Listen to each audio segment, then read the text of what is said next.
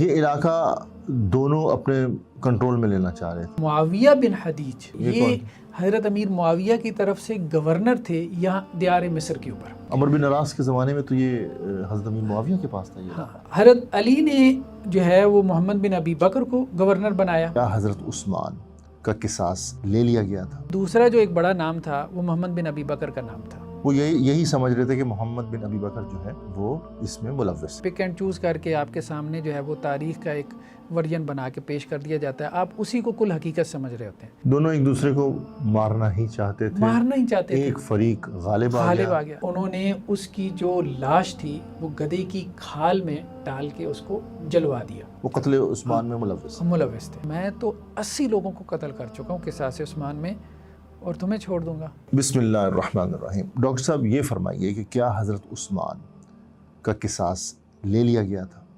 بسم اللہ الرحمن الرحیم۔ دیکھیں، یہ بات بہت زیادہ کی جاتی ہے کہ حضرت امیر معاویہ رضی اللہ عنہ نے قصاص عثمان پہ حضرت علی رضی اللہ عنہ سے اختلاف کیا، تو پھر انہوں نے قصاص کیوں نہیں لیا اب دور خلافت میں آنے کے بعد؟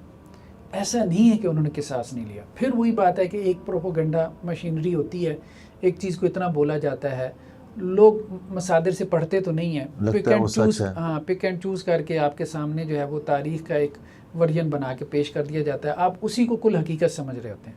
وہ چیز بھی ہوتی ہے تاریخ میں، لیکن تاریخ میں اس کے علاوہ بھی بہت کچھ ہوتا ہے۔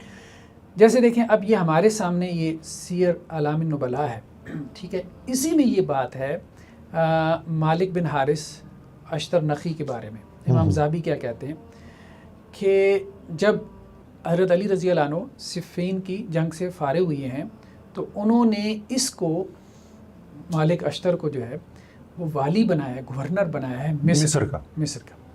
تو یہ ابھی رستے میں جا رہا تھا، فمات فی الطریق مسموما، کسی نے اس کو زہر دے کے ہلاک کر دیا۔ اور یہ قول بھی ہے ایک کہ اسے جس نے زہر دی تھی وہ حضرت عثمان رضی اللہ عنہ کا غلام تھا، ٹھیک ہے، اس نے اس کو جو ہے وہ شہد کے اندر زہر دے کے پلا کے اس کو مار دیا تھا۔ ایک تو سب سے بڑا سرغنہ تو یہ تھا، ٹھیک ہے، اور اس کے بارے میں بھی یہ بات آ گئی کہ اس کو زہر دے کے مارا گیا، قصاص عثمان میں مارا گیا، اور حضرت عثمان رضی اللہ عنہ کے غلام نے کیا۔ اچھا، اس کے علاوہ بھی ہمیں روایات ملتی ہیں، ٹھیک ہے، تاریخی روایات، مطلب اب یہ حدیثیں تو آنے سے رہی نا، اب یہ تو ظاہری بات اللہ کے رسول کے بعد کے زمانے کا دور ہے، مختلف اقوال ملیں گے آپ کو۔ یہ تہذیب الکمال ہے امام مزی کی، معروف محدثین میں سے ہیں، اہم جرح و تعدیل میں سے ہیں، ٹھیک ہے، تو وہ یہ لکھتے ہیں کہ معاویہ بن حدیج، ہاں، یہ حضرت امیر معاویہ کی طرف سے گورنر تھے یہاں دیار مصر کے اوپر۔ اچھا، پہلے سے، ٹھیک ہے۔ حضرت علی نے جو ہے وہ محمد بن ابی بکر کو گورنر بنایا، ٹھیک ہے، دیار مصر کے اوپر۔ پہلے تو اشتر نخی کو بنایا نا، اس کا تو معاملہ جو ہے وہ ہو گیا، پھر بعد میں محمد بن ابی بکر کو بنایا۔ تو ادھر سے حضرت امیر معاویہ رضی اللہ عنہ نے گورنر بنایا دیار مصر کے یہ علاقہ دونوں اپنے کنٹرول میں لینا چاہ رہے تھے۔ اس سے پہلے کسی کو، عمر بن عاص کے زمانے میں تو یہ حضرت امیر معاویہ کے پاس تھا۔ ہاں، دیکھیں، اصل میں بہت سے علاقے ایسے تھے، جیسے شام حضرت امیر معاویہ کے پاس تھا، کوفہ حضرت علی رضی اللہ عنہ کے پاس تھا، ٹھیک ہے، اور بعض علاقے حجاز کا علاقہ بھی، بعض آتے جاتے رہتے تھے۔ حجاز کس کے پاس تھا؟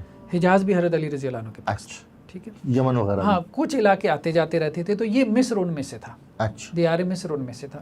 تو یہ معاویہ بن حدیج کو، یعنی ادھر سے حضرت علی گورنر بنا کے بھیج دیتے، ادھر سے حضرت امیر معاویہ گورنر بنا کے بھیج دیتے، تو وہ آپس میں لڑائی کر کے جو غالب آ جاتا، ٹھیک ہے، یہی معاملہ ہوا تھا۔ معاویہ بن حدیج ادھر سے گئے گورنر بن کے، ادھر سے حضرت علی کی طرف سے گورنر بن کے آئے ہیں محمد بن ابی بکر، دونوں میں لڑائی ہوئی ہے، معاویہ بن حدیج غالب آ گئے، ٹھیک ہے، اچھا، یعنی دوسرا جو ایک بڑا نام تھا وہ محمد بن ابی بکر کا نام تھا، جن کو معاویہ بن حدیج نے کیا کیا، قتل کر دیا، لیکن یہ بھی میدان جنگ کا قتل تھا، میدان جنگ کا قتل تھا۔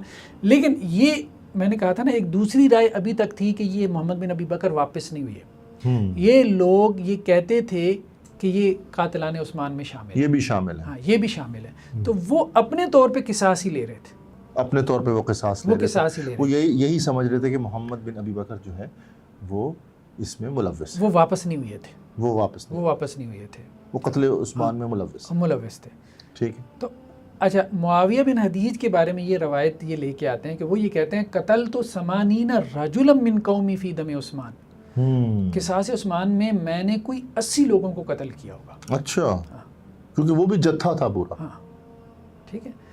تو یہ انہوں نے کس کو کہا؟ یہ انہوں نے محمد بن ابی بکر کو کہا. اچھا ان کو قتل کرنے سے پہلے، ان قتل کرنے سے پہلے اس نے کہا نا کہ مجھے رعایت دے دیں. ٹھیک ہے.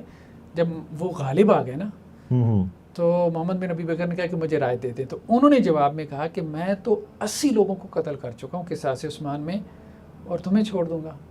مجھے کیا رعایت دے دیں؟ اچھا اچھا اچھا ٹھیک ہے، مجھے چھوڑ دیں نا. انہوں نے کہا تو انہوں نے کہا میں تو 80 لوگوں کو دم عثمان میں قتل کر چکا ہوں اور میں تمہیں چھوڑ دوں گا.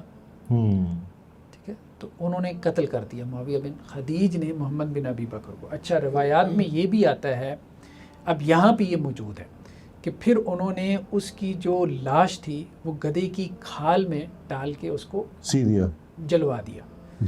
ہاں اگر تو ایسا کیا ہے تو یہ زیادتی ہے، یہ فعل صحیح نہیں ہے، یہ ظلم شریعت ہے. کے مطابق سیدھی بات ہے، ظلم ہے، یہ اس کا انکار کرنا چاہیے. ٹھیک ہے. تو باقی یہ ہے کہ جہاں تک معاملہ لڑائی کا، تو دیکھیں بات یہ ہے کہ لڑائی